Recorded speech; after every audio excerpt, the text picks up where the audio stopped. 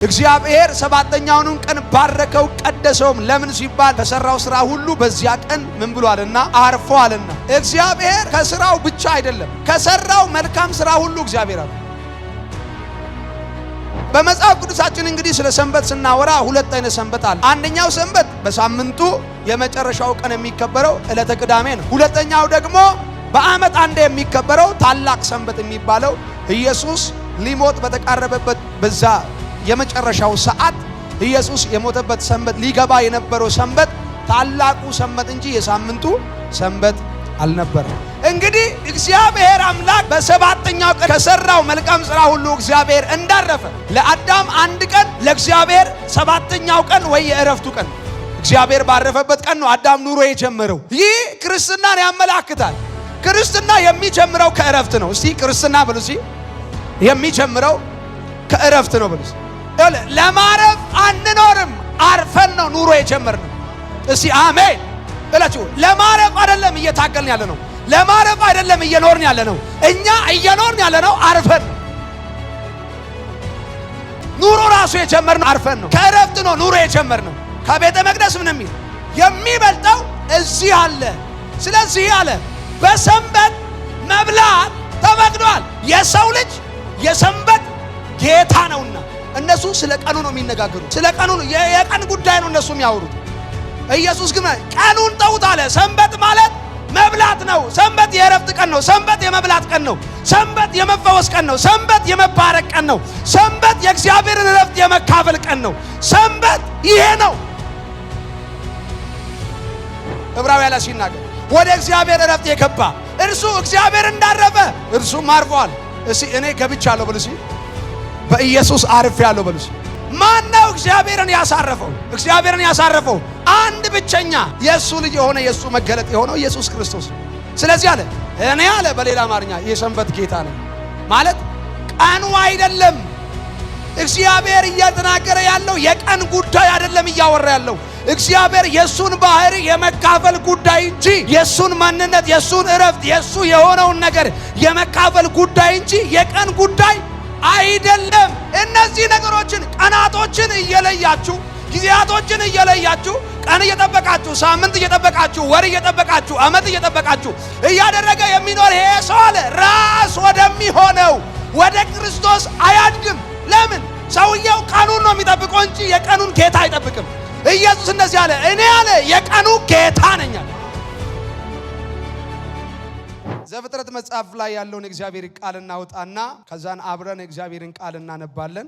ዘፍጥረት መጽሐፍ ምዕራፍ 2 ከቁጥር 3 እንደዚህ ይላል። እግዚአብሔርም ሰባተኛውን ቀን ባረከው ቀደሰው፣ እግዚአብሔር ሊያደርገው ከፈጠረው ሥራ ሁሉ በእርሱ አርፏልና ይላል። ማቴዎስ 12 ቁጥር 1።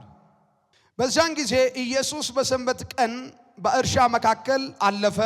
ደቀ መዛሙርቱም ተራቡና እሸት ይቀጥፉ ይበሉም ጀመረ። ፈሪሳውያንም አይተው እነሆ ደቀ መዛሙርት በሰንበት ማድረግ ያልተፈቀደውን ያደርጋሉ አሉት። እርሱ ግን እንዲህ አላቸው፣ ዳዊትና ከእርሱ ጋር የነበሩት በተራቡ ጊዜ እርሱ ያደረገው ወደ እግዚአብሔርም ቤት እንደገባ ካህናትም ብቻ እንጂ እርሱና ከእርሱ ጋር የነበሩትም ሊበሉት ያልተፈቀደውን የመሥዋዕቱን ህብስት እንደበላ አላነበባችሁምን?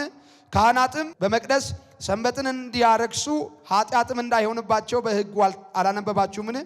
ነገር ግን እላችኋለሁ ከመቅደስ የሚበልጥ ከዚህ አለ። ምሕረትን እወዳለሁ መሥዋዕትንም አይደለም ያለው ምን እንደሆነ ብታውቁስ ኃጢአት የሌለባቸውን ባልኮነናችሁ ነበረ። ቁጥር 8 የሰው ልጅ የሰንበት ጌታ ነውና። እስቲ አሜን። ከዚያም አልፎ ወደ ምኩራባቸው ገባ። እነሆም እጁ የሰለለችውን ሰው ነበረ። ይቀሱትም ዘንድ በሰንበት መፈወስ ተፈቅዷልን ብለው ጠየቁት። እርሱ ግን ከእናንተ አንድ በግ ያለው በሰንበት በጉድጓድ ቢወድቅበት ይዞ የማያወጣው ሰው ማን ነው? እንግዲህ ሰው ከበግ ይልቅ እንደምን አይበልጥም? ስለዚህ በሰንበት መልካም መስራት ተፈቅደዋል አላቸው። ከዚያም በኋላ ሰውየውን እጅህን ዘርጋ አለው። ዘረጋትም፣ እንደ ሁለተኛይቱም ደህና ሆነች። ፈሪሳውያን ግን ወጥተው እንዴት አድርገው እንደሚያጠፉት ተማከሩበት እያለ ይቀጥላል። ክብር ለኢየሱስ ይሁን። ዛሬ የእግዚአብሔር ሰንበት በሚል አብረን እግዚአብሔርን ቃል እንማራለን። እስቲ ይሄንን ቃል በሉ። እስቲ የእግዚአብሔር ሰንበት በሉ። እስቲ ዘፍጥረት መጽሐፍ ምዕራፍ 2 ቁጥር 3 ላይ ቅድም ያነበብኩላችሁ እግዚአብሔር ሰባተኛውን ቀን ባረከው ቀደሰውም ለምን ሲባል ከሰራው ስራ ሁሉ በዚያ ቀን ምን ብሏልና አርፏልና። እግዚአብሔር ያረፈው ከምንድነው? እግዚአብሔር ያረፈው ከምንድነው? መልሱልኛል። እግዚአብሔር ከምንድነው ያረፈው? እግዚአብሔር ከስራው ብቻ አይደለም ከሰራው መልካም ስራ ሁሉ እግዚአብሔር አርፏል። እዚህ ቤት እንግዲህ ስታነቡ በደንብ ቃላቶችን እንድታነቡ ሁሌ መከራቸዋለሁ አይደለ? ስለዚህ እግዚአብሔር ከሰራው መልካም ስራ ሁሉ ምን ብሏል? አርፏልና ሰባተኛውን ቀን ምን አለ? ባረከውም ምን አደረገውም? ቀደሰውም። ቀደሰው ማለት ለየው ማለት ነው። ኢየሱስ ያድናል። እግዚአብሔር ልዩ ትኩረት እንድንሰጠው ወይም ልዩ አመለካከት እንዲኖረን ከሚፈልጋቸው ነገሮች መካከል አንደኛውና ዋነኛው ምንድነው? ሰንበት ነው። የእግዚአብሔር ሰንበት። እስቲ ደግማችሁ በሉ እስቲ የእግዚአብሔር ሰንበት በሉ እስቲ። ከኔ ጋር እግዚአብሔር ይባርካችሁ። እስቲ የእግዚአብሔር ሰንበት በሉ እስቲ። ሃሌሉያ። በመጽሐፍ ቅዱሳችን እንግዲህ ስለ ሰንበት ስናወራ ሁለት አይነት ሰንበት አለ እንደምታውቁት። አንደኛው ሰንበት በሳምንቱ የመጨረሻው ቀን የሚከበረው ዕለተ ቅዳሜ ነው። ዕለተ ቅዳሜ ነው።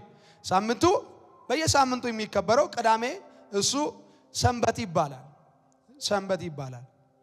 ሁለተኛው ደግሞ በዓመት አንድ የሚከበረው ታላቅ ሰንበት የሚባለው ኢየሱስ ሊሞት በተቃረበበት በዛ የመጨረሻው ሰዓት ኢየሱስ የሞተበት ሰንበት ሊገባ የነበረው ሰንበት ታላቁ ሰንበት እንጂ የሳምንቱ ሰንበት አልነበረም።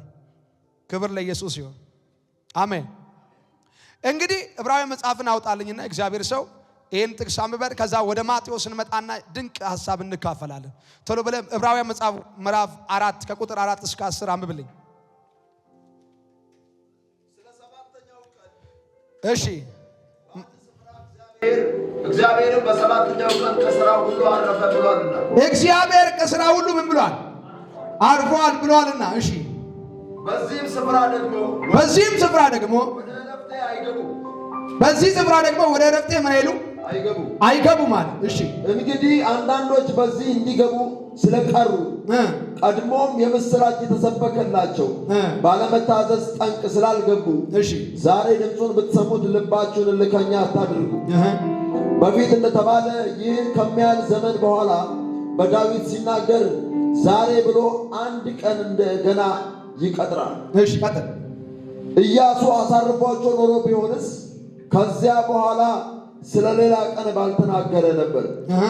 እንግዲያስ የሰንበት ዕረፍት ለእግዚአብሔር ሕዝብ ቀርቶላቸዋል። የሰንበት ዕረፍት ለእግዚአብሔር ሕዝብ ምን ብሎላቸዋል? ቀጥል። ወደ ዕረፍቱ የገባ ወደ ዕረፍቱ ምን ያለ የገባ። እስቲ ቀበሉቺ ቃል ከኔ ጋር ወደ ዕረፍቱ ምን ያለ ወደ ዕረፍቱ በሉ እስቲ። ወደ ዕረፍቱ የገባ ደግማችሁ በሉ እስቲ። ወደ ዕረፍቱ የገባ እግዚአብሔር ከሥራው እንዳረፈ እርሱ ደግሞ ከሥራው አርፏልና። አሜን። ምን ያለ ወደ ዕረፍቱ የገባ እግዚአብሔር እንዳረፈ እርሱም ምን ብሏል? አርፏልና። እንግዲህ የእግዚአብሔር አምላክ በሰባተኛው ቀን በሰራው መልካም ሥራ ሁሉ ከሰራው መልካም ሥራ ሁሉ እግዚአብሔር እንዳረፈ እንግዲህ ሌላ ቀን እንደነገርኳችሁ አዳም አንድ ብሎ መኖር የጀመረው እግዚአብሔር ባረፈበት ቀን ነው። ለአዳም አንድ ቀን ለእግዚአብሔር ሰባተኛው ቀን ወይ የዕረፍቱ ቀን ነው። እግዚአብሔር ባረፈበት ቀን ነው አዳም ኑሮ የጀመረው። ክብር ለኢየሱስ ይሁን። አሜን። ይህ ክርስትናን ያመላክታል። ክርስትና የሚጀምረው ከዕረፍት ነው። እስቲ ክርስትና ብሉ እስቲ። የሚጀምረው ከዕረፍት ነው ብሉ። ለማረፍ አንኖርም፣ አርፈን ነው ኑሮ የጀመርነው። እስቲ አሜን። ነቅላችሁ አሜን በሉኛ እላችሁ። ለማረፍ አይደለም እየታገልን ያለ ነው። ለማረፍ አይደለም እየኖርን ያለ ነው። እኛ እየኖርን ያለ ነው አርፈን ነው። ኑሮ ራሱ የጀመርነው አርፈን ነው። ከዕረፍት ነው ኑሮ የጀመርነው። ክብር ለኢየሱስ ይሁን። እና ማቴዎስ ወንጌል ምዕራፍ 12 ላይ ቅድም ያነበብኩላችሁ ቦታ ላይ ልመልሳችሁና በሰንበት ቀን ይላል። እንግዲህ ስለ ሰንበት ነግሬያችኋለሁ። ሰንበት ማለት እግዚአብሔር ያረፈበት ቀን ነው። ሰንበት ማለት እግዚአብሔር አምላክ ቀኑን የቀደሰው ቀን ነው። ስለዚህ ስለ ሰንበት ትርጉም ስናስብ ምን ነው የምናስበው ማለት ነው? ዕረፍትን ነው የምናስበው። ሰንበትን ስናስብ አይምሯችሁ ላይ ትዝ ሊላችሁ የሚገባው የሆነ ቀን ሳይሆን ዕረፍትን ነው ማሰብ ያለባችሁ። እረፍትን ነው የሚያስብ ያለባቸው። ለምን ኢያሱ አሳርፏቸው ቢሆን ኖሮ አለ አንድ ቀን ወደፊት ተብሎ አይቀጠርም ነበር። አንድ ቀን ተብሎ አይቀጠርም ነበር። ወደ እረፍቱ የገባ ግን አለ እስቲ አሜን። ወደ እረፍቱ የገባ ግን እግዚአብሔር እንዳረፈ ዋው! እረፍቱ የማን ነው? የእግዚአብሔር ነው። ሰንበቱ የእግዚአብሔር ነው። እግዚአብሔር እንዳረፈ እርሱም ማለት ከስራው ሁሉ ምን ብሏል? አርፏል። እስቲ አርፍ ያለው በሉ እስቲ። ከስራ ሁሉ ምን ብሏል? አርፏል። እና ይሄ ሰንበት ቀን በተባለው እነሱ በሚያውቁት በሰባተኛው ቀን በቅዳሜ ኢየሱስ በእርሻ መካከል በሚያልፍበት ጊዜ እኔ ሰዎቹ ከኢየሱስ ጋር እየሄዱ ፈሪሳውያን ይገርሙኛል። ኢየሱስን የሚከታተሉበት መንገድ ሰንበት ነው አይደለ? ለምን አርፎ ቤታቸው አይቀመጡም? ከኢየሱስ ጋር ምን ያራሩታቸዋል? እነሱ መንገዳቸውን ነው እየሄዱ ያሉት። መንገዳቸው ኢየሱስ ከደቀ መዛሙርቱ ጋር መንገዱን ነው እየሄዱ ያሉት። እነሱ ወይ አልተቀበሉት ወይ አልተከተሉት። ኢየሱስን እየተከታተሉ ያሉት ሊፈትኑትና ሊያጠፉት ነው፣ ሊገሉት ነው።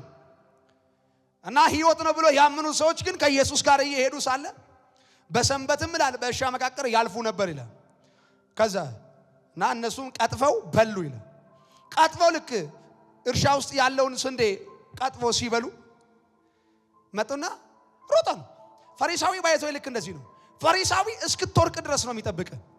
እንዳትወርቅ አይታገልልህም፣ እንዳትወርቅ አይረዳህም። ስትወድቅ ነው የሚፈርድብህ። ስትወርቅ ነው የሚፈርድብህ። እንዳትወርቅ አይረዳህም፣ እንዳትሳሳት አይረዳህም። ስትሳሳት ግን ይፈርድብሃል።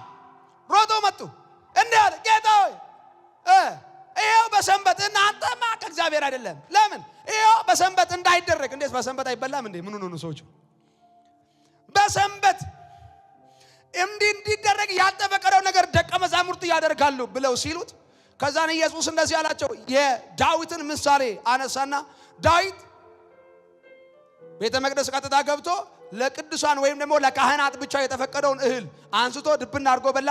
ሰራዊቶቹም በሉ፣ በሰላም ወጡ። ሌላ ሰው ቢሆን ኖሮ ይወገር ነበር። ዳዊት ሳይወገር ወጣ። ለምን እንደሆነ ያልተወገረው? ዳዊት የኢየሱስ ምሳሌ ነው። ዳዊት የኢየሱስ ምሳሌ። ዳዊት ካህንም ነው፣ ነብይም ነው፣ ንጉስም ነው። ይሄ ሁሉ ነገር ኢየሱስ ላይ ታገኘዋል። የኢየሱስ ምሳሌ ስለሆነ ሰውየው ወደ ቤተ መቅደስ የመግባት መብት አለው። ማ ኢየሱስ። ዳዊት ኢየሱስ ምሳሌ ነው። ሰው ወደ ቤተ መቅደስ ከገባ ምንም ነገር ገብቶ የማድረግ መብት አለው። ኦኬ እሺ ለመልሳቸው ወደ ማቴዎስ 12 ላይ እና አለ በሰንበት ሊደረግ ያልተፈቀደውን ያደርጋሉ ብለው ሲሉት ኢየሱስን እንደዚህ አላቸው። የዳዊትን አልሰማችሁም? እንደውም አለ ካህናቶች ቤተ መቅደስ በሰንበት ገብተው ስራ ቢሰሩ ቢያጥኑ ነገር ቢያደርጉ ቤተ መቅደስን እንደማያረክሱ እንደተጻፈ አልሰማችሁም? ምን አላቸው? እና ሳለ ከቤተ መቅደስ የሚበልጥ እዚህ አለ። ከቤተ መቅደስ ምን የሚል የሚበልጠው እዚህ አለ። ስለዚህ አለ በሰንበት መብላት ተፈቅዷል። እንደውም ያልተፈቀደው ከሰንበት ውጪ ነው። አልገባችሁ? በሰንበት መብላት ተፈቅዷል። ለምን? መጨረሻ ላይ ሲናገር የሰንበት ጌታ ሰው ነዋል። የሰው ልጅ የሰንበት ጌታ ነውና። የሰው ልጅ ምንድነው? የሰንበት ጌታ ነው ማለት የቀኑ እነሱ ስለ ቀኑ ነው የሚነጋገሩት። ስለ ቀኑ ነው፣ የቀን ጉዳይ ነው እነሱ የሚያወሩት። ኢየሱስ ግን ቀኑን ተውት አለ። ሰንበት ማለት መብላት ነው። ሰንበት የእረፍት ቀን ነው። ሰንበት የመብላት ቀን ነው። ሰንበት የመፈወስ ቀን ነው። ሰንበት የመባረክ ቀን ነው። ሰንበት የእግዚአብሔርን እረፍት የመካፈል ቀን ነው። ሰንበት ይሄ ነው። እንግዲህ አለ ወደ እግዚአብሔር እረፍት የገባ ዕብራውያን ላይ ሲናገር ወደ እግዚአብሔር እረፍት የገባ እርሱ እግዚአብሔር እንዳረፈ እርሱም አርፏል። ክብር ለጌታ ይሁን። እሺ እኔ ገብቻለሁ በሉ። እሺ በኢየሱስ አርፌያለሁ በሉ። እሺ አሜን። ማን ነው እግዚአብሔርን ያሳረፈው? እግዚአብሔርን ያሳረፈው አንድ ብቸኛ የሱ ልጅ የሆነ የሱ መገለጥ የሆነው ኢየሱስ ክርስቶስ ነው። አሜን። ስለዚህ አለ እኔ አለ በሌላ አማርኛ የሰንበት ጌታ ነኝ ማለት ቀኑ አይደለም። እግዚአብሔር እያተናገረ ያለው የቀን ጉዳይ አይደለም እያወራ ያለው እግዚአብሔር የሱን ባህሪ የመካፈል ጉዳይ እንጂ የሱን ማንነት የሱን እረፍት የሱ የሆነውን ነገር የመካፈል ጉዳይ እንጂ የቀን ጉዳይ አይደለም። እና አለ ጭራሽ ወደ ምኩራብ ገብቶ እጁ የሰለለችውን ሰውዬ ተነሳል ደግሞ ይከታተሉታል። ተከትሎት መጥቷል አለ ወደ ምኩራባቸው ኢየሱስና መጽሐፍ ቅዱስ ሲናገር እኔ ይገርመኛል። ኢየሱስም ወደ ምኩራብ ገብቶ አስተማረ አይልም። ታውቃላችሁ ወደ ምኩራባቸው ነው የሚለው። ምኩራቡን የራሳቸው አድርገውታል። የእግዚአብሔርን ቃልና የእግዚአብሔር ፈውስ ሊካፈሉበት የሚገባበትን ቦታ የራሳቸው አድርገውታል። እና የእግዚአብሔር ሰንበት መጣ በአካል። እስኪ ቆላስያስን አንብብልኝና እጂም ብቻ ነው የምነግራችሁ። እሺ ባይዘ ዛሬ ሰንበት ነው እንበላለን ኢየሱስን። ቆላስያስ 2:16 ዛሬ ሰንበት ነው። በሰንበት ይበላል። አንተ እስኪ ይበላል በሉ እስኪ። ሮብ አይደለም ይበላል የገና ቀን ማለት ነው። እንግዲህ በመብል ወይም በመጠጥ ወይም ስለ በዓል ወይም እኔ አላልኩም ጳውሎስ ነው ያለው። አንተ አልጻፍኩም ማለት ነው ወይስ እንዴ? ስለ በዓል ወይም ስለ ወር መባቻ ወይም ስለ ሰንበት ማንም አይፍረድባችሁ። እነዚህ ሊመጡ ላሉት ነገሮች ጥላ ናቸው። የነገሮች ጥላ ናቸው። አካሉ ግን የክርስቶስ ነው። ትሕትናንና የመላእክትን አምልኮ እየወደደ እሺ ባላየውም ያለ ፍቃድ እየገባ በስጋዊ አእምሮ በከንቱ እየታበየ ማንም አይፍረድባችሁ። ቴንክ ዩ ማንም ምን አይልባችሁ አይፍረድባችሁ። ወረድ ብሎ ስታነቡት ምላል እነዚህ ነገሮች አለ እነዚህ ነገሮች መጨረሻ አካባቢ ላይ የዚህ ቁጥር መጨረሻ ላይ ምንድነው የሚለው? እነዚህ ያለ ሰው ራስ ወደሚሆን አይጠጋም። እንደዚህ አይነት ነገሮችን በማድረግ ጊዜውን የሚያጠፋ ወር መባቻውን በዓልን ዓመትን ቀንን እየጠበቀ የሚያከብር ሰው ሁሉ አለ እነዚህን እያደረገ ጊዜውን የሚያጠፋ የሚያባክን ገንዘቡንም የሚያጠፋ ዶሮ በመግዛትና በሬ ቅርጫ ምናምን እያለ በመሯሯጥ ጊዜን የሚያጠፋ እውነቱን ነው የምነግርህ ካልተቀበልክ ማወዳለሁ ይላል ጳውሎስ። እንደ ነገሮችን እኔ አላልኩም አለ አንተ ጋር ልክ እንደዛ ነው የሚለው። ሌላ መጽሐፍ ቅዱስ የያዘ ሰው አለ ያው ነው እንደዛ ነው የሚለው አይደል? እናንተ ጋር መጽሐፍ የያዘ ሌላ ሰው አለ እንደዛ ነው የሚለው አንተ ጋር አልተሳሳትኩም። እነዚህ ነገሮችን ቀናቶችን እየለያችሁ ጊዜያቶችን እየለያችሁ ቀን እየጠበቃችሁ ሳምንት እየጠበቃችሁ ወር እየጠበቃችሁ ዓመት እየጠበቃችሁ እያደረገ የሚኖር ይሄ ሰው አለ ራስ ወደሚሆነው ወደ ክርስቶስ አያድግም። ለምን? ሰውየው ቀኑን ነው የሚጠብቀው እንጂ የቀኑን ጌታ አይጠብቅም። ኢየሱስ እንደዚህ አለ እኔ አለ የቀኑ ጌታ ነኝ አለ። እስቲ አሜን። ኢየሱስ እኔ ምንድን ነኝ አለ የቀኑ ጌታ ነኝ። ወር መባቻ ሳምንት ጊዜን እየጠበቃችሁ የሆነ ነገር የምታደርጉ ሰዎች አለ ራስ ወደ ሆነ እደጉ ተው። ጳውሎስ ነው ያለው ኤልያስ አይደለም። ተው ችግር የለውም። ይኸውላችሁ እንደዚህ ብዬ ስላችሁ እየተቃወምኩ አዲስ ሃይማኖት እየፈጠርኩ ያለ እንዳይመስላችሁ በእውቀት እንድታደርጉ ስለፈለኩ ነው። ምንም ነገር ስታደርጉ በእውቀት አድርጉ። በኢትዮጵያ ላይ አሁን የሚከበሩት እያንዳንዱ በዓላቶች ባለፈው የተከበረው በዓል ምናምን አይዛብም ያከብራል።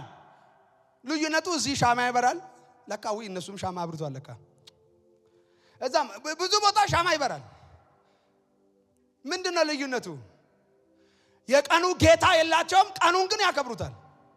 ሲጀመር ኢየሱስ በዛ ቀን ነው ወይ የተወለደው የሚል ጥያቄ ራሱ ይኖራል ማለት እና መልሱን ከፈለጋችሁ ሮብ ኑና ተማሩ ፕሊስ ይባካችሁ ልለምናችሁ ኑና ተማሩ። እና ማለት እነዚህ ነገሮችን በማድረግ እነዚህ አለ ሊመጣ ላለው አካል ጥላ ናቸው። አካሉ ግን ማን ነው አለ የክርስቶስ ነው። አሁን አካሉ ክርስቶስ ሆኖ ከተገለጠ እምነት ራሱ አሁን ንግግር አይደለም። እምነት አካል ነው። አካሉ ደግሞ ኢየሱስ ነው። አሜን። እምነት ራሱ ማን ነው? ኢየሱስ ነው። እምነት ከምንድን ነው ለመጽሐፍ ሲናገር ከመስማት ነው። መስማትም በእግዚአብሔር ቃል ከእግዚአብሔር ቃል ሳይሆን በእግዚአብሔር ቃል። ኦኬ የእግዚአብሔር ቃል ማን ነው? ኢየሱስ ነው። ስለዚህ እምነት ራሱ ማን ነው ማለት ነው? ኢየሱስ ነው። ክብር ለጌታ ይሁን። አያችሁ። ስለዚህ ኢየሱስ ምን አለ? እኔ አለ የቀኑ ጌታ ነኝ፣ የሰንበቱ ጌታ ነኝ። ስለዚህ አለ የሰንበቱ ጌታ። ጌታ ማለት ባይዘው ይኸውልህ፣ ጌታ ማለት ሌሎች ሰዎች ጌታ እንደሚሉት አይነት አይደለም። ጌታ ማለት እሱ አምላክ ነው ማለት ነው። አምላክ ነው ማለት ነው። ክብር ለኢየሱስ ይሁን። ስለዚህ እኔ የቀኑ ጌታ ነኝ ካለ እኔ ስላለሁኝ በዚህ ቀን አሁን የቀኑ አካል ተገለጠ። አሁን የቀኑ አካል ድሮ ማን ነበረ? ቅዳሜ ነበር። በቀኑ ላይ ኢየሱስ ተገለጠ። ይሄው እኔ ነኝ። እኔን መብላት ትችላላችሁ። ያ ረቢ ነገር ጋር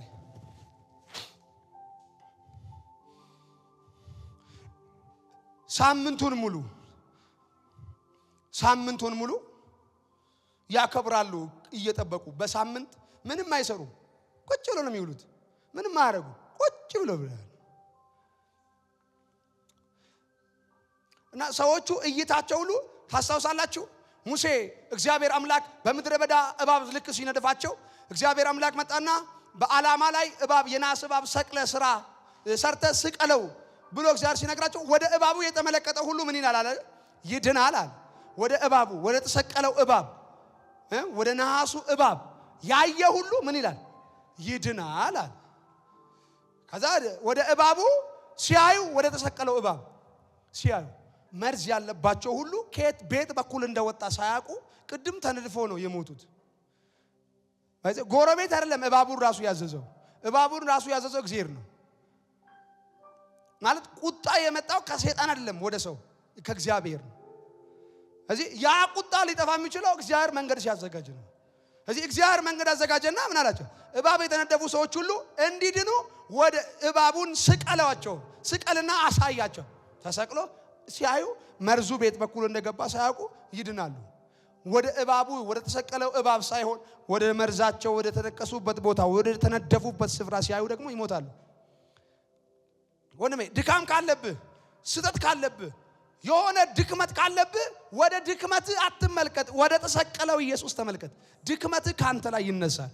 ነገር ድክመትህን የምታይ ወይኔ እኔ እኮ ማረባ ነኝ ደክም ያለው እንዴት አድርጌ ነው ቸርች የምሄደው? አንዳንድ ሰዎች እንደዚህ ያለው አሁን ጌታ እራት እንወስዳለን። አንዳንድ ሰዎች ውልቅ ብሎ ሊወጡ ይችላሉ። ለምን ሲባል ወይ እኔ እኮ ንስሐ አልገባውም እኮ። ላንተ እኮ ነው የሚያስፈልገው።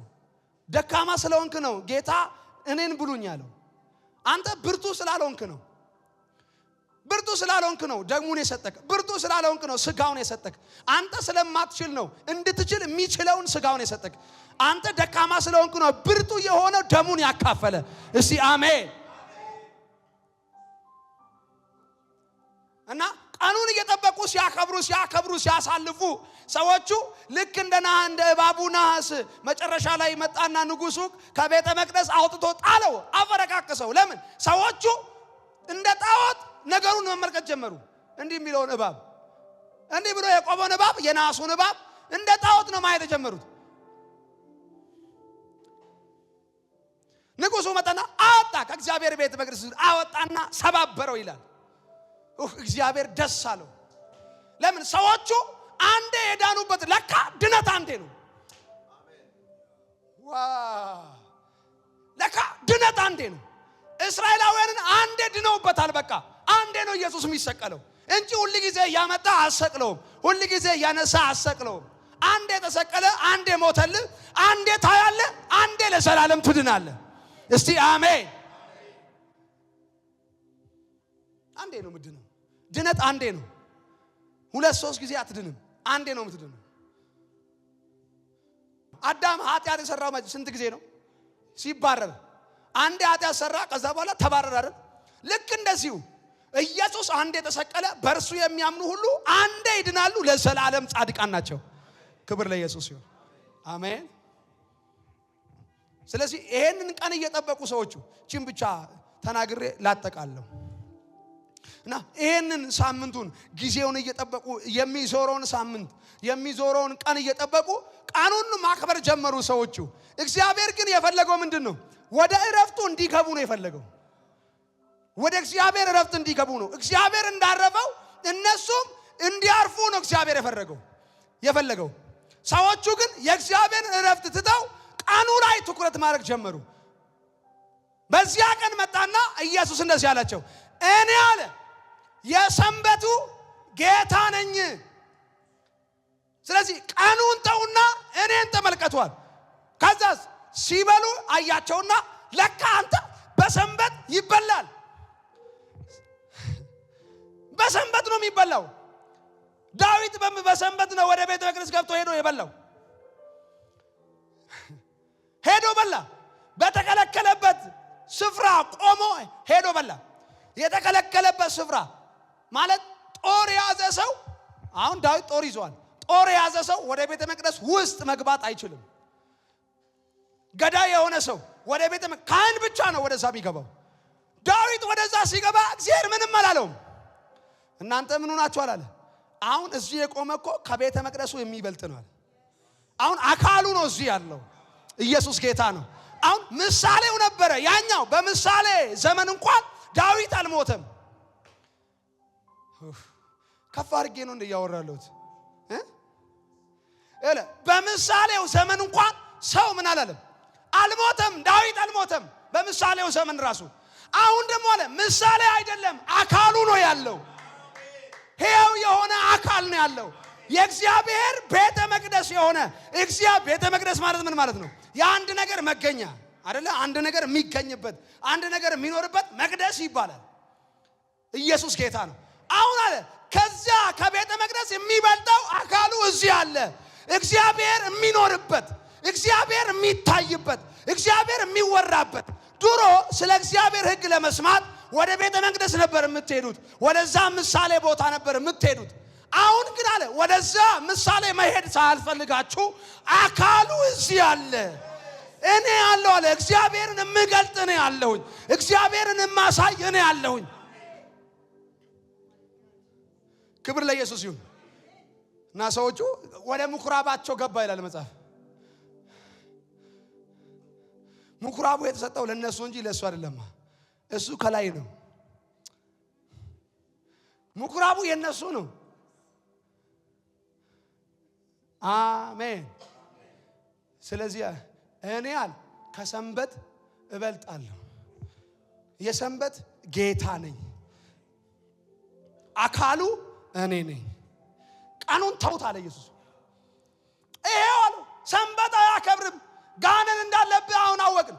አልገባቸውም። ለካ ሰንበት የሆነ ቀን አይደለም። ያው የጎፍታ ነገር ጋሪ ማለው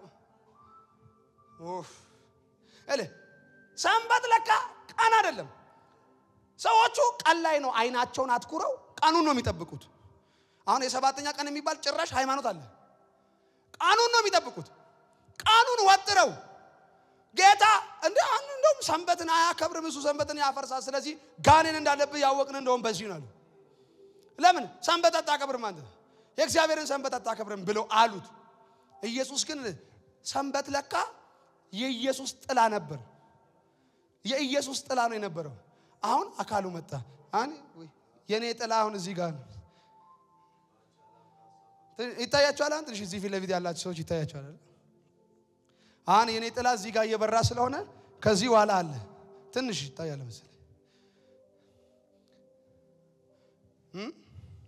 እና እኔ እዚህ ያለው የኔን ጥላ ትፈልጋላችሁ?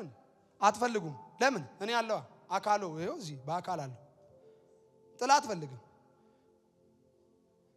ስለዚህ የሆነ ወር እየጠበቃችሁ ቀን እየጠበቃችሁ አሁን ቀጣይ ጊዜ ደግሞ ከ3 ወር ነው ከ2 ወር ደግሞ ፋሲካ ብላችሁ ደግሞ ታከብራላችሁ። እግዚአብሔር መጣና እንደዚህ ያለ መጽሐፍ ዘጋ። በጳውሎስ በኩል ነገረን። ፋሲካችን የሆነው ክርስቶስ ታርዷል አለ። ለካ ፋሲካ ቀን አይደለም። ፋሲካ ፐርሰን ነው። ፐርሰን ነው። ለካ አካል ነው። ፋሲካችን የሆነው ክርስቶስ ምን ብሎልናል?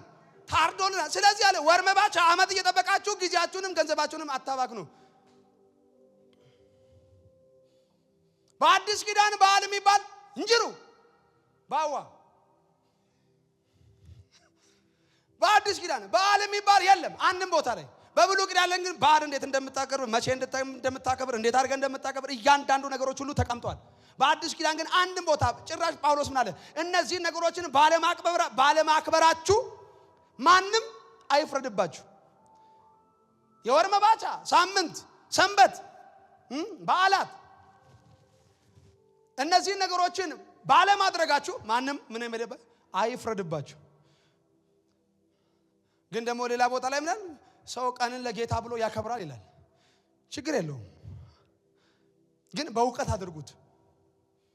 በእውቀት አድርጉት። በቃ ባይዞ ሲገባችሁ ታተርፋላችሁ። ብራችሁም ይተርፋል፣ ጊዜያችሁም ይተርፋል።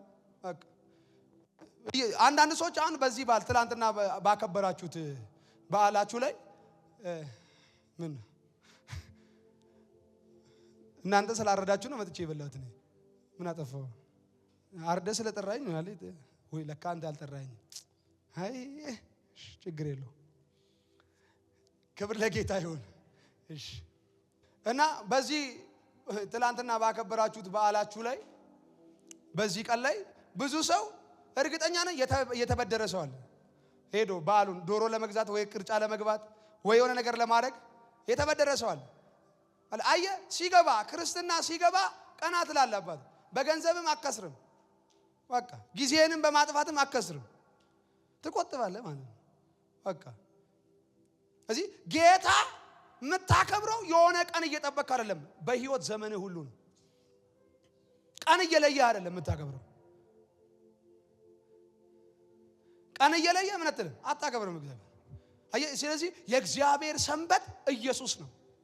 እስቲ አሜን በሉ። እስቲ ሰንበት ማለት ምን ማለት ነው ነግራችሁ። ሰንበት ማለት የእግዚአብሔር እረፍት ቀን ያረፈበት የእግዚአብሔር እረፍት። እዚህ አሁን ይሄ የእግዚአብሔር እረፍት በአካል ተገለጠ መጣ። እግዚአብሔርን ምን ያለ ያሳረፈ፣ እግዚአብሔርን ያሳረፈ እርፍ ያለበት። ክብር ለኢየሱስ ይሁን። አሜን። እኛ እግዚአብሔርን ማሳረፍ ስላልቻለን ኢየሱስ አሳረፈልን። በቃ ማሳረፍ ሁለት ነገር ነው አይደል? ትርጉም ያለው አንደኛው ነገር የደከመ ሰው ነው የሚያርፈው፣ እረፍት ያገኛል አይደል?